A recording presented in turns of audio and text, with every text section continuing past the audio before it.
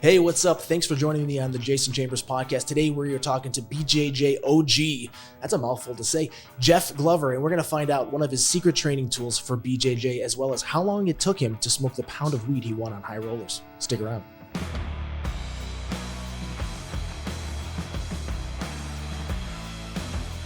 Hey, what's up, everybody? My buddy, BJJ black belt, ADC medalist, all around bad motherfucker, Jeff Glover. Jeff, thanks for joining us today, man. Jason Chambers, good to see you, man. It's been a while. It has been. Inviting me on your show. No worries, man. It's been years. I think the last time we saw each other was probably at Hollywood BJJ when Frangio was teaching up there. And that was, several years ago. That's right. I remember that. Good times. It is, man. So, you're one of those guys that you competed at featherweight, you moved up to lightweight a few times, and back when I was more active in the MMA space, your name came up every third day, basically. Like, you were just crushing it in every tournament. Like, you were that little guy that was just murdering guys. And really, back then, I hate to say this, sounds like we're really old, but no-gi wasn't as prevalent as it is now, man. Like, I took several years off and I came back and I'm like, everybody's heel hooking everybody now. And it's like, if you didn't know 1,001 Ashigarami entries, you were just getting smoked. So how have you been in the jiu-jitsu community? Have you been keeping up with stuff, or do you still prefer gi, no gi? Where are you at? Yeah, I remember those days, like you were saying. I remember the first no-gi tournament was a Jean-Jacques Machado, and it was a gi and no-gi tournament. It was like gi on Saturday and then no-gi if you want to, no-gi on Sunday if you want to do that. And it was like Tyrone Glover went and whooped everyone's ass. I had a really good time. I remember thinking, and it's funny, Jason, at that tournament, you were still, they had yet to outlaw grabbing the shirts. So people were still trying to do bow and arrow chokes with people's shirts. And shirts were getting ripped and shorts were getting grabbed and everyone was grabbing shorts, and it was just a mess. And after that first event, they were like, okay, no grabbing the clothes, dog. But it's funny, it's like Eddie Bravo added strikes with, I forget what it is, but he has that combat jiu-jitsu thing. What if they made a no-gi division and you could wear whatever you want, but then you could use that. You could grab shorts. You could just gi choke people with shirts, go crazy, take your shirt off, use it as a lasso. That could be another evolution of how the sport goes, right? Because that's realistic, right? Like if you're wearing a hoodie, that's kind of like a gi. You can use that in some fashion and play with sleeves and stuff. Yeah, I suppose it would be more of a challenge, the idea is to go out there and, you see Abu Dhabi dudes are out there and they're just shorts, just a pair of shorts, no shirt, nothing. Yeah. I think back in the day, Solo wore a gi in Abu Dhabi one time, and Jeff Munson used it to hold him down, and it's just not a good idea, man. The gi, it's a weapon, it's a rope wrapped around your body, and if your opponent knows how to use it, you're definitely giving them an advantage, especially if they don't have one, and you have one. It's probably not the best thing. It's funny because when Eddie fought Hoyler the second time, he wore gi pants. And I think that, and I don't want to be misquoted, but I'm almost positive that Hoyler told him to wear the gi pants. I don't know if Eddie brought it up or not, but for something like lockdown, it actually works really well as an offensive tool too, because if you've got that crazy grip with gi pants on, it makes it really difficult to pass. Absolutely, man. I can attest to that.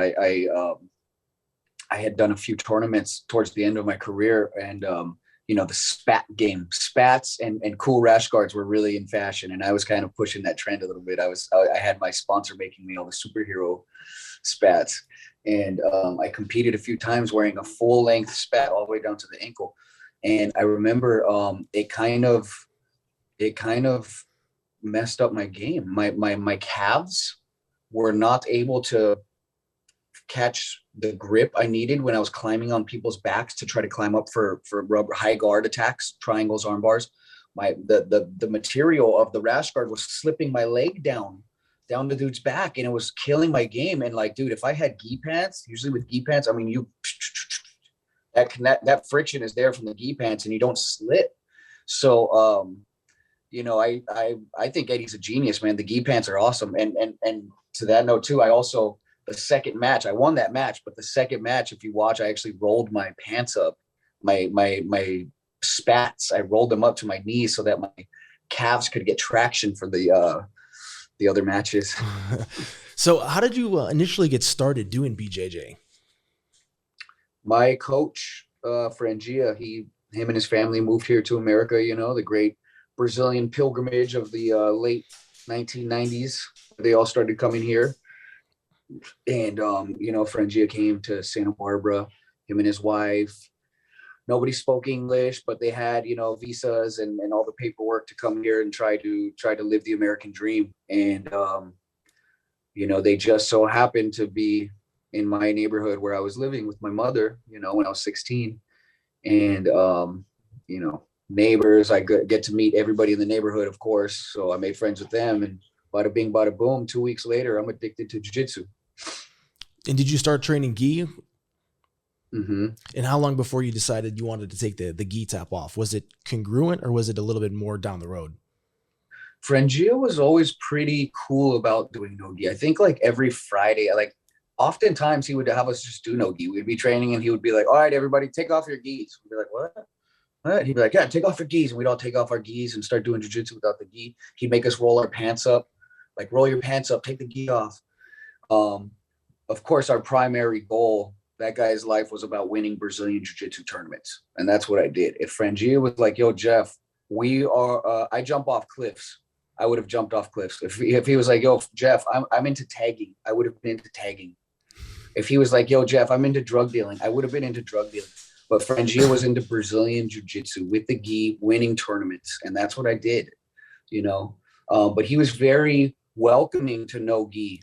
Really, really early on, I remember it was something he was into when I was white belt. You know, I was watching one of your matches with Caro Terra. It's probably, I'd say, arguably one of your biggest wins. Caro won, I think, what, like the world's like 7 times or something as a black belt. He's just smashing everybody. And I was laughing because I don't think you've ever had a boring jiu-jitsu match. Like if anyone's ever on YouTube and you want to go see some crazy jiu-jitsu, you always look so comfortable and so relaxed in your matches. And talk us through your mindset when you go in there. Yeah, you know, I always give credit to my coach, and the first 2, maybe 3 years of my jiu-jitsu, where he focused on my defensive skills, my mount prevention, not getting mounted, not getting my guard passed, not getting swept, not really focusing on submissions, because those would come. And I think a lot of people kind of skip past that fundamental 2-3 years that I was really, really immersed in, and was really pushed upon me before he really let me start exploring my own game. He wanted to make sure first my defense was good. And it's just such a testament to what a great coach he is, what a mastermind of self-defense in Brazilian Jiu-Jitsu Ricardo Frangia Miller is. You saw the results in my game, man. My defense was always on point. My defense was so good that my offense looked casual and relaxed.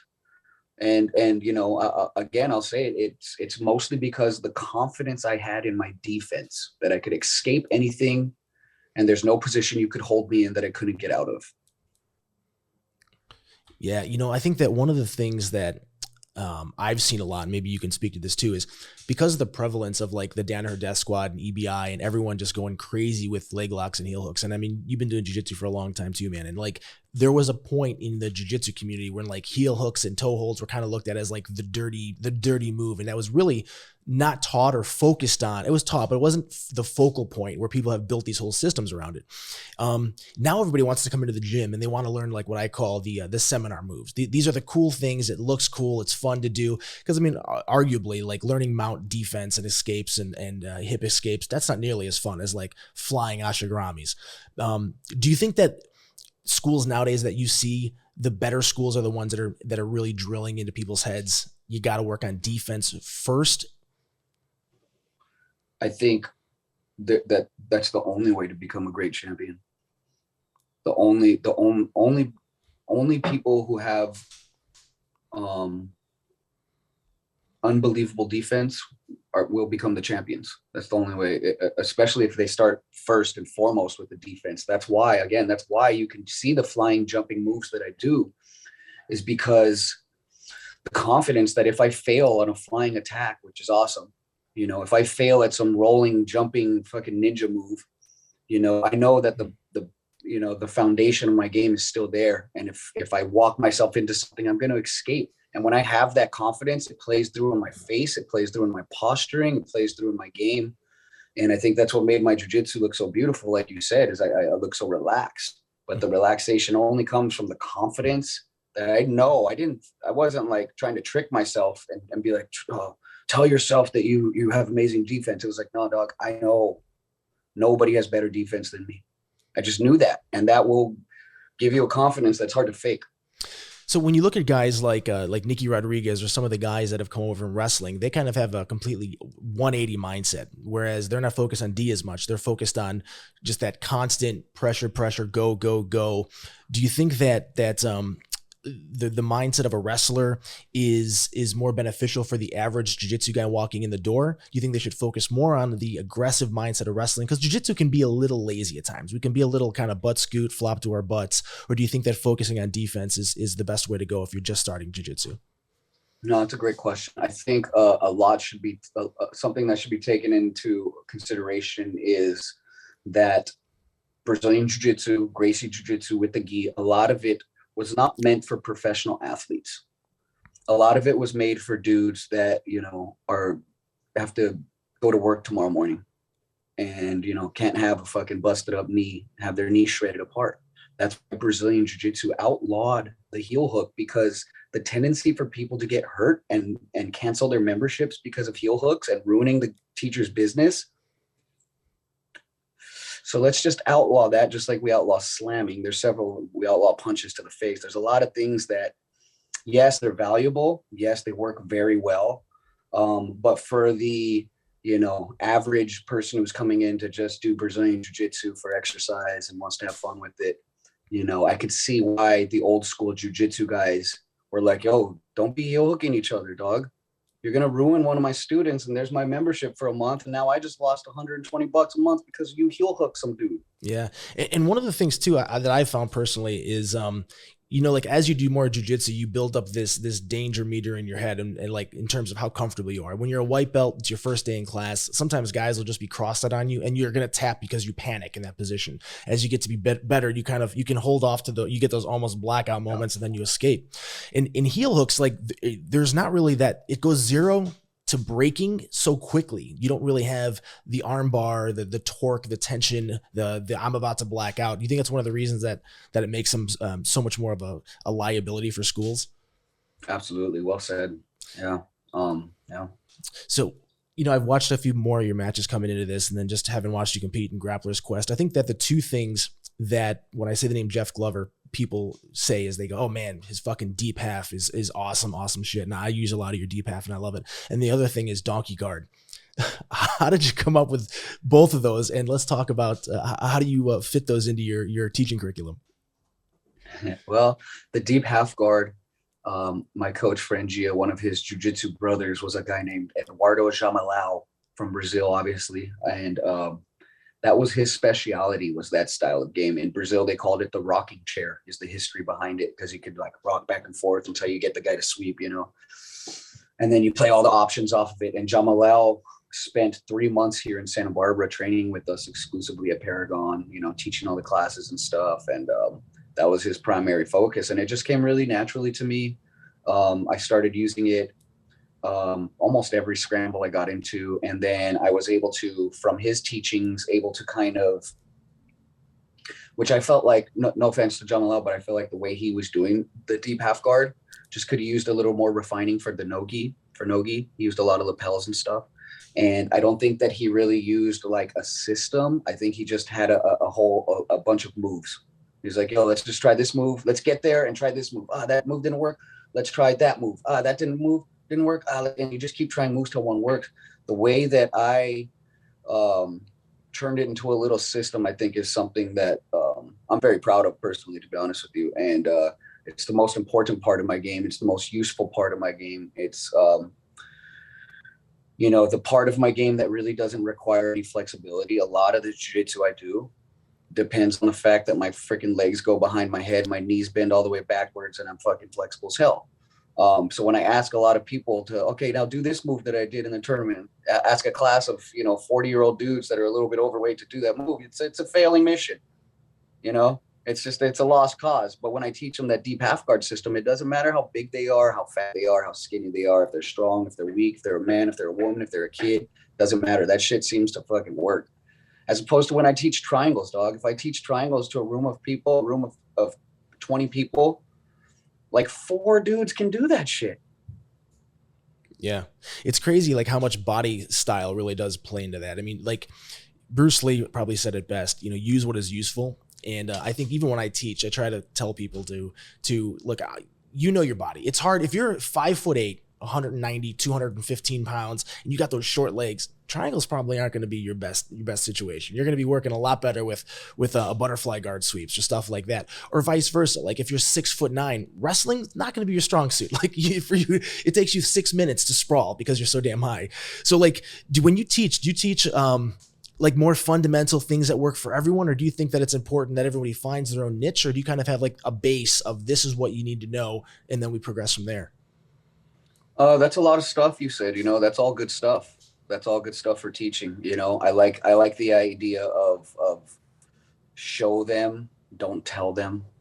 I like to like just demonstrate and not even like talk my way through the moves, and just like try to get them to learn monkey see, monkey do. I've found a lot of times that works really well. That worked for me, especially early with my coach, because I didn't understand his accent and he didn't really speak English. But I mean, he was demonstrating the moves fucking perfectly. He was making 0 flaws, and I learned pretty damn well that way. You know, the other thing, what else were you saying about teaching people? What were you saying? Yeah, body styles and how they kind of The play body into styles. jiu-jitsu. Absolutely, man. You know, that's what I think. Another thing, back to my coach, what I think he does, why he's such a great coach, is he creates a platform for you to build your own style off of. He provides you the, you know, 15, 20 essential defensive principles that you need to know. He makes sure he drills those into his white belts, man. That guy is adamant about that. And I think from that, it creates a platform, or was for me at least, to branch off and find the moves that work really well for me, throw them throw them together and create a game. Mm. At what point do you think that guys training jiu-jitsu should get away from like the fundamentals and start developing their own game plan? That's a good question. You know, that's a good question. I think you kind of have to cross the bridge for yourself, man. You're gonna have to figure that out on your own, students. You know, definitely don't be in a rush. I see so many people get in a rush. They just can't wait to be good, and they compare themselves to people that are way better than them, and they put themselves in divisions they don't belong in. Don't do that. You know what I'm saying? But just look forward to it. Look forward to it. If you have a coach that's not letting you develop your own game after a few years, that doesn't sound fun. What are some of the things that you look for when you're promoting guys? You know, I hate promoting dudes. I hate doing that. You hate promoting? I don't enjoy that, man. How come you don't enjoy promoting guys? I don't know, dude. I don't like belts. I don't like the belt system. Sometimes it bothers me. You know, the whole like, to me, I think if you want to find out who the best person in the room is, roll with them. Not like base off what their color of their belt is, you know, respect for that belt. I mean, I do love the belts. Don't get me wrong. It's kind of a love-hate thing for me. The thing about promoting students that bothers me the most, I suppose, is I don't know. I don't really care about that. I just want them to have good jiu-jitsu. I never notice like what belt they're at. I don't know. It's a tough question. I kind of can't explain that. I'm thinking about it, why I don't like doing that. Well, it's what's crazy about the belt system, right? Is like, if you said to someone, "Hey, I'm a Brazilian Jiu-Jitsu black belt," just average guy, like there's a certain level of respect that goes along with that. And then you get guys like Nicky Rodriguez, who trained 2 weeks of jiu-jitsu, went to a local tournament and was beating the crap out of black belts. I think he had won 56-0, and admittedly, that by his own admission, I mean, a lot of that was his athleticism. So you put a guy like Nicky Rodriguez in a room with a bunch of guys that are high level. And those belts, I mean, what do they really mean in real world practicality when everyone kind of has their own skill set that they bring to the table? It's just really about, you know, filling in those voids and getting better where you need to progress. Yeah, I think that just assumes that, you know, jiu-jitsu is superior to wrestling, is that people would think that, but like, oh, well, the black belt, you know, this blue belt athletic dude Like, why are we shocked by that? You know, because I think we've put jujitsu on this pinnacle. We put it up on this shelf, and it's just holds so much value. We're like, oh, yo, Hoist won UFC 1, 2, and 3 with jujitsu, and he beat all these other martial arts. Jujitsu is the best. Jujitsu can't be proven wrong. And then some dude comes around, Nikki, he doesn't know shit about jujitsu, you know, wins. But also too, you know, his wrestling is a martial art, if you ask me, man. Sure. You don't see kids in high school wrestling programs getting picked on. You know what I'm saying? We're like, oh, it's a sport. To me, it's a fighting art. And I think wrestlers are just as, if not more dangerous in the streets, in bar fights, than a jiu-jitsu black belt. So have you ever thought about competing in MMA? No. There was never a point in any point in your career you just wanted to do jiu-jitsu and kind of coast out the grappling scene? Yeah, you know, I just like I said, if my coach was doing MMA, I would have done MMA. But I just wanted to walk in that man's footsteps, and what that man did was Brazilian jiu-jitsu. When you competed, did you feel like you gravitated more towards doing gi, no gi, or did you enjoy them both equally? That's a good question. I enjoy doing gi, Brazilian jiu-jitsu. I love doing submission wrestling, no gi fighting. I mean, I even enjoy doing like MMA sparring with people, you know. I enjoy boxing. I enjoy, you know, kickboxing with my friends. I enjoy going takedowns. I enjoy all that stuff. But I think I was just really, really good at no-gi submission wrestling. That's where I really shined. That's where, you know, when people don't have the ability to like hold me down with the gi, and I can get all squirmy and fucking move and scramble and spin and front roll and shoot and dive and duck and dog and ditch. I can do all that shit. That's where I shined. Do you still ever think about competing, or are you still active competing? You know, I took a step back. I retired when I was 34. I'm 38 now. So about 3 or 4 years ago, I did a retirement match with High Rollers, and I won the match. And it was a great way to go out on a victory, a submission victory in the gi. I won a pound of weed. Eddie Bravo was the ref. I mean, it was just a glorious moment, man. My dad was there. My dad's never been to a tournament in my life. My dad showed up to that one, you know. It was just it was a beautiful moment for my life and my career. And I would hate to taint it by trying to get more attention than I've already gotten in this community. And I feel like I've gotten enough damn attention. And I feel like if I got any more attention, I'd be like a 20-year-old at a high school party. Just little out of place. You know, it's crazy. You know yeah. I mean, like it's, you look at how big, I think the EBI was one of the tipping points too, but I mean, jiu-jitsu really in the last few years has grown at such a fantastic pace. And like, you know, you look at guys like Gordon Ryan, which, you know, he's an outlier, obviously. He's arguably the GOAT, right? I mean, outside of guys like maybe even Marcelo Garcia up there, but it was unheard of to be someone who was making deep 6-7 figures a year doing jujitsu up until a few years ago. Is that something that's ever kind of been in the back of your head? Like, man, I wonder if there's an opportunity to, you know, make a little more cheddar on this, or are you just happy with where you're at?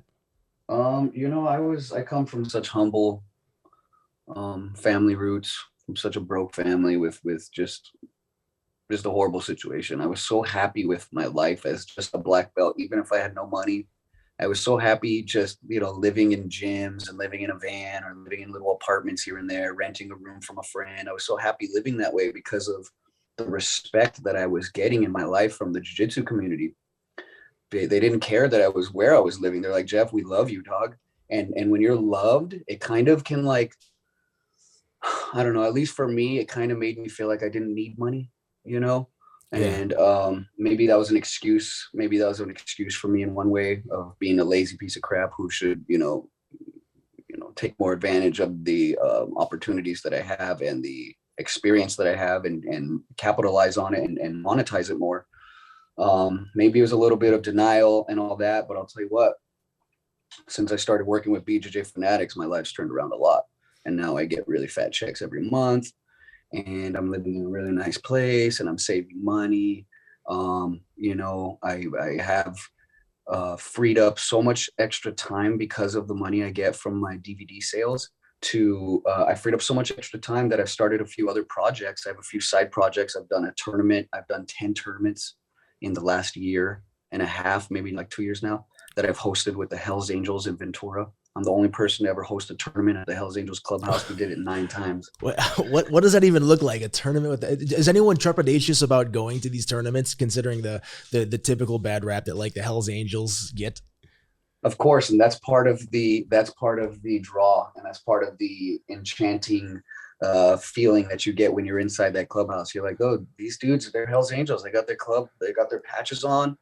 Their cuts, the motorcycles are all parked outside, the mats are laid down, they're serving, they have a bar, they're serving everyone drinks, everyone's drinking and watching the fights, and it's just a great time, man. And like I said, I've been able to free up a lot of time to put energy and thought into making a project like that work. And it's been awesome because it was a good source of income for me in the last couple of years. I made like, in the last year and a half, I made like over $50,000 doing those tournaments. Wow, that's crazy for tournaments. Yeah. Wow. Yeah. I mean, I didn't keep all that money. A lot of that money went to the Hells Angels. Sorry. That's all right. Sure. You know, a lot of that money went to the competitors. But it's been awesome lately. The last few years that I've been working with Fanatics. The other project I did was I've done a camp. The other project is, the camp, the seminars. I hooked up with Dean Lister's booking agent. And Dean Lister's booking agent has me booked for a while there, I was booked every weekend in different jiu-jitsu schools all over the country. And that pulled me another like $50,000 last year. So last year I had a very profitable year, I'm proud to say and happy to say. So if someone's at one of your seminars and they come up to you and go, man, Jeff, this is my 3rd month doing jiu-jitsu. What's the secret? I know I always hear, show up, go to class. But what's something that's like some great advice you can give me to really get good at jiu-jitsu quick? I tell people get a stability ball and start balancing on that motherfucker.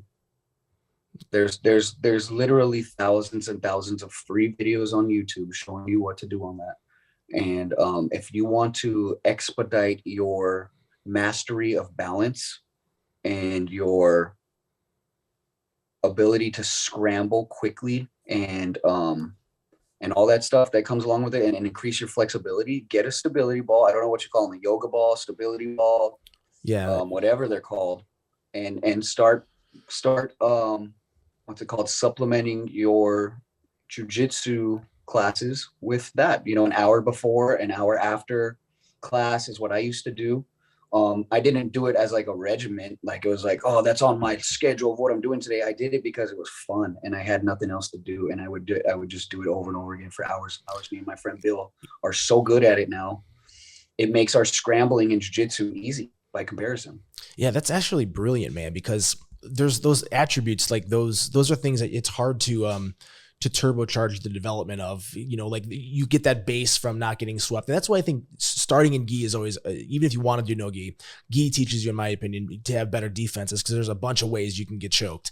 And no gi makes you better offensively, but also with a gi, you're getting pulled all these different ways. And like when, your first day in jiu-jitsu class, you're having a hard time just sitting up in guard. Someone moves their hips and you're flopping over and stuff. That's great with the stability ball.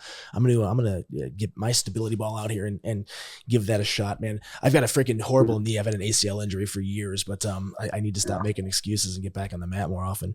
So, if you could change one thing about the landscape of jiu-jitsu now, if we said, okay, you're the president of our sport, what would you do differently? I don't know. Maybe I wouldn't change anything, but I would add stuff. I don't know. That's a pretty good question. I would kind of like a minute to think about that.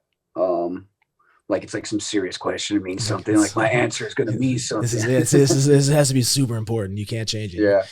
I don't know. When you were asking me that question, Renzo Gracie kept coming into my mind. And I think of Renzo as the president of our community. He's the king of jiu-jitsu right now, if you ask me. And, all I can think about is how he smiles and greets everybody with a hug. And he doesn't give a fuck what team you're from. He doesn't give a fuck if you're 10P. He doesn't give a fuck if you tapped out one of his students or submitted one of his cousins in the tournament or beat one of his brothers in the tournament. He doesn't care, dog.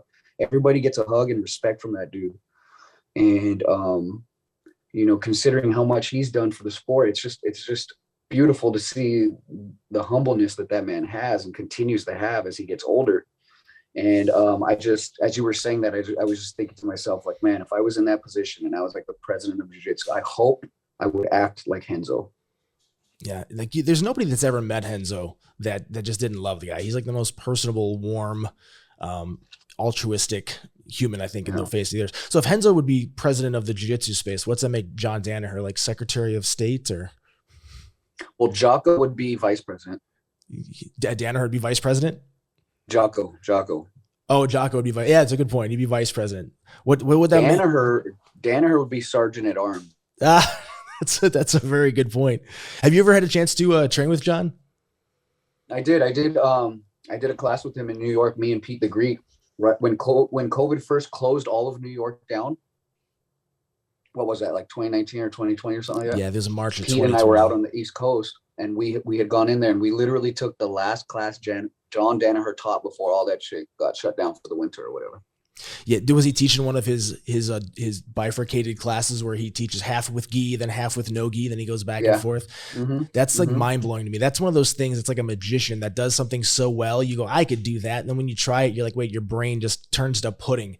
That's always been impressive to me that he's able to kind of touch on both of those, and then to keep the fluidity and the pace of both, and to be able to micromanage both people and the nuances of everything going on too. That just really is a testament to how brilliant that guy is as a coach.